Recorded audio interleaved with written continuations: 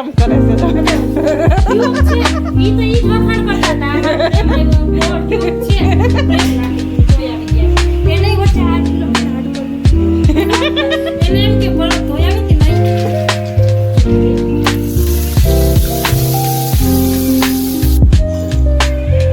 ખોલી દો. હા હા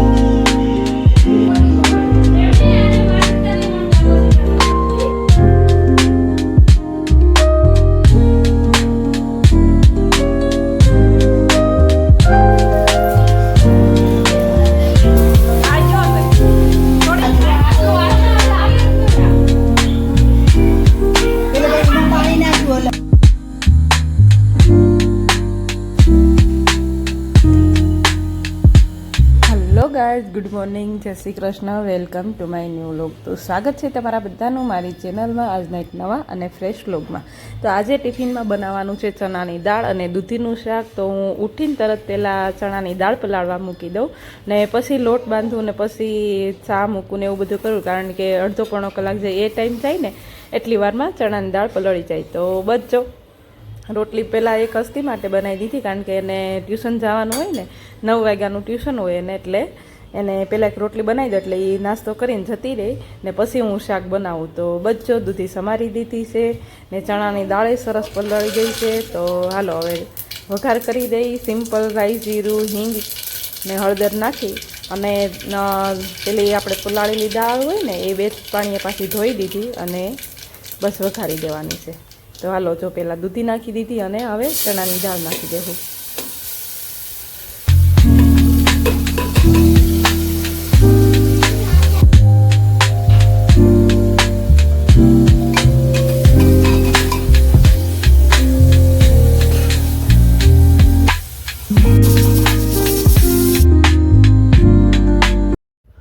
તો બચ્ચો હસ્તીને લંચ બોક્સમાં આજે લઈ જ આવી છે બાફેલી મકાઈ. તો આ 2 દિવસ પહેલાં હું પરમ દિવસે લાવી હતી માર્કેટમાંથી એટલે હસ્તીને લેવા મૂકવા જાઉં ને ત્યારે રસ્તામાં એક માર્કેટ આવે છે.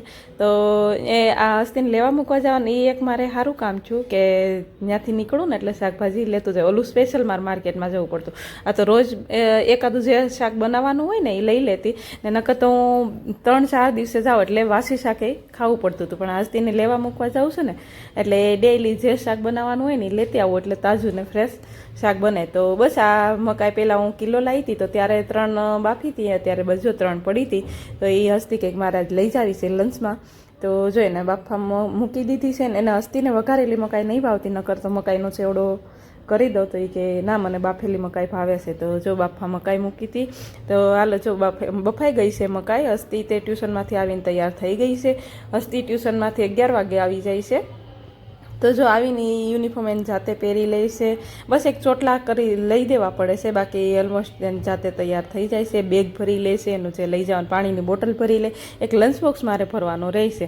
તો જો હસ્તી તૈયાર થઈ ગઈ છે ને અથુભાઈ ને ઢબુ ને એ ક્યારના ઉઠી ગયા છે. તો એ એમ કહેશે કે મને તું દે, પણ ગરમ છે ને એટલે હું નથી દેતી. અથુ હાથ ખેંચે છે મને કે મકાઈ દે એમ, પણ ગરમ છે એટલે મેં ખોલી દઉં ને તો પછી ઠરી જાય ત્યાં સુધીમાં.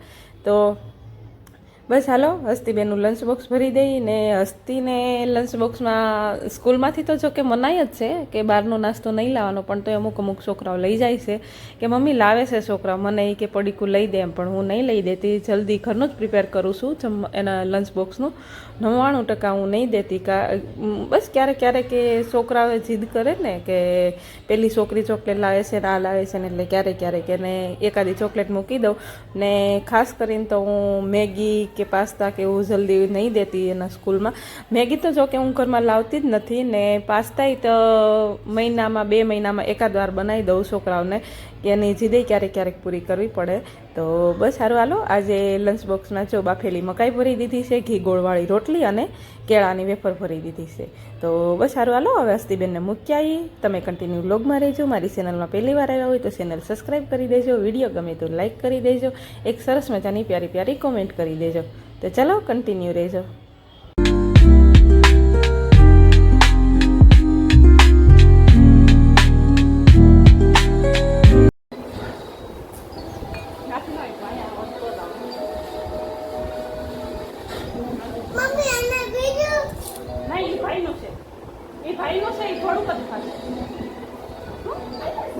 હાલો હસ્તી તો એમ નહીં ખવડાવું. આ પકડી લે. પીન મારી દેવાય દીકરા અહીંયા તો છે ને મારું આવે ને એ નહીં ખાતું. ઓકે પીન મારી દે એમનો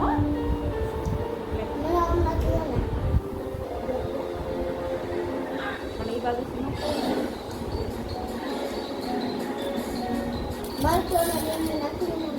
અત્યારે નહીં બતાવ મોડું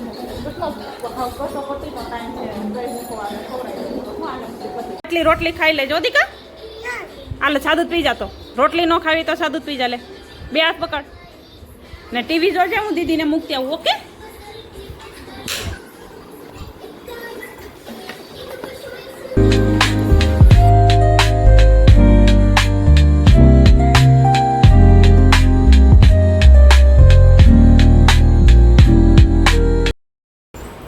લાઈટ બંધ કરી દેજો. કે દરવાજો બંધ કરી દે અંદરથી. હાલો દરવાજો બંધ કરી દે અંદરથી.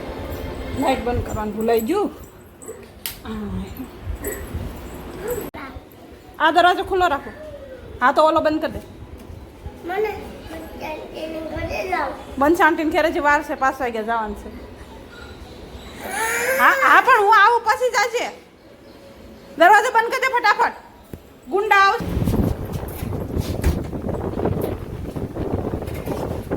થોડુંક મોડું થઈ જાય.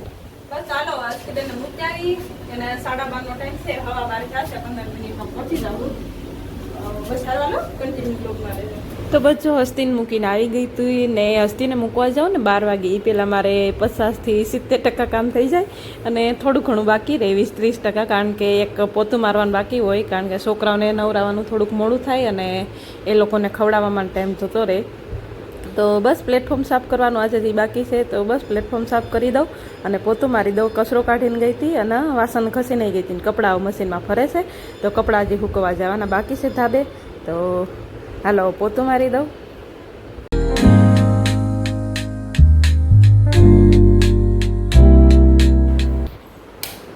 હાલો ગાઈસ જો હસ્તીબેનને સ્કૂલે લેવા જવાનો ટાઈમ થઈ ગયો છે. તો હાલો લઈ આવી. ધબુબેન ગયા છે ટ્યુશનમાં અને અથરોભાઈ હુતા છે. ઉઠી ગયો તો પીપી કરી જતો એટલે તો બસ પાછો હુવડાવી દીધો. ઈસો પહેરો એટલે હુઈ ગયો. તો હાલો પહેલાં હસ્તીબેનને લઈ આવી. હવા 5 વાગી ગયા છે. 5:30 છૂટે. તો હાલો વર્ષાબાને કહેતી જાઓ અથરોભાઈ હુતા છે.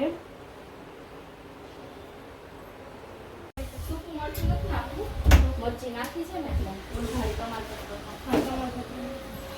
હાલો હા એમ કહો મમ્મી નારિયેળ થઈ ગયા છે. મરચી તમે અડધા થયા છે. કેટલા કરવાના?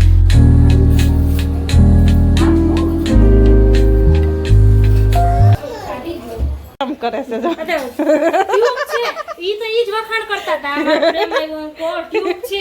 પ્રેમ કઈ ન થાય હો તમારો. ટ્યુબ પણ આવી ને મને કેમ કો તમે હા હવામાં ઉડવા માંડ્યા કે આવી. અમને મહેંદી દેખાય. અમને થોડી ખબર છે ટ્યુબ છે.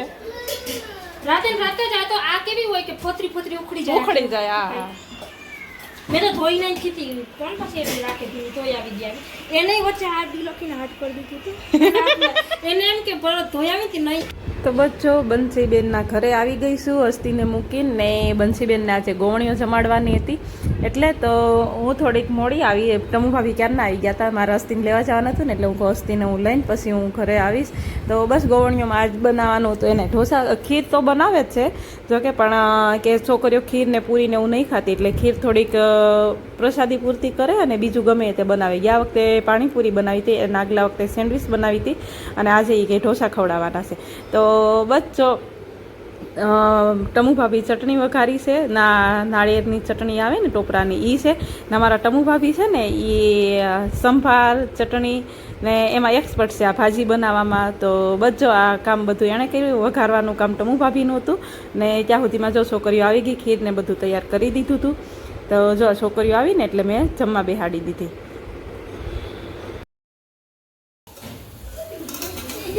ખાઈ જાય ને પાછી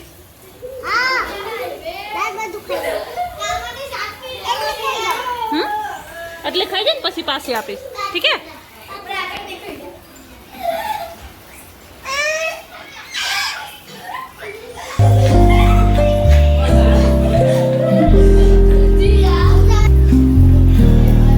આ લઈ લે.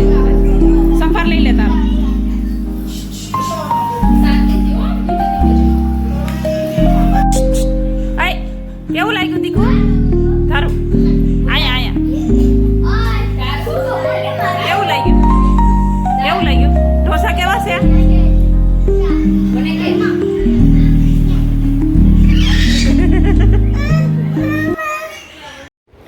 તો જો છોકરીઓ જમવા બેઠી ગઈ છે ને મેં જમવા દઈ દીધું છે મીનાબેન અને બંસીબેન એ બે ઢોસા બનાવે છે અત્યાર સુધી ટમુભાભી બનાવતા હતા બંસીબેન કે લાવો ઘડીક હું બનાવું તો આ તવો છે ને એ ટમુભાભીનો છે પણ એમાં ખબર નહીં નવો છે એટલે કે ઉતરતા નહોતા ઢોસા ને મીનાબેન કે મને તો મારો તવો હાલશે તો મીનાબેનના ઓલામાં સરસ ઢોસા થતા હતા આમાં નહોતા થતા તો એમ કરીને અમે આ ત્રીજો કે ચોથો તવો બદલાયો ફાઇનલી સેટિંગ આવી ગયું ટમુભાભીવાળો નહીં આવેલો પણ નૈનાબેનવાળો ઉપરથી પાછી લઈ આવી હતી તો એમાં સરસ ઢોસા થયા તો બસ છોકરીઓ જો જમી લીધું બધાને કેળા ને 11 રૂપિયા આપી દીધા અને બસ સારું હાલો હવે